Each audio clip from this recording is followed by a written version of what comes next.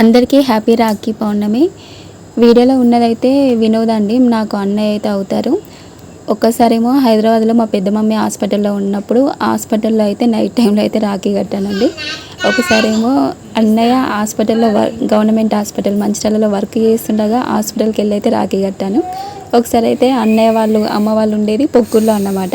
అక్కడికి వెళ్ళేసి వాళ్ళ సిస్టర్స్ అందరితో రాఖీ కట్టించుకొని మళ్ళీ ఇక్కడ మంచిర్యాలలో ఉన్న మా అమ్మ వాళ్ళ ఇంటికి వస్తే అక్కడైతే రాఖీ కట్టాను. బట్ ఈసారి ఏంటి అంటే మా వదిన ఎప్పుడైనా భూపాల పెళ్ళికి వెళ్తుందండి, ఈసారి వెళ్ళలేదు, మంచిర్యాలలోనే ఉంది. మా అన్నయ్య కూడా అక్కడ వాళ్ళ అమ్మ వాళ్ళ ఇంటికి పొక్కూరుకి అయితే వెళ్తాడు.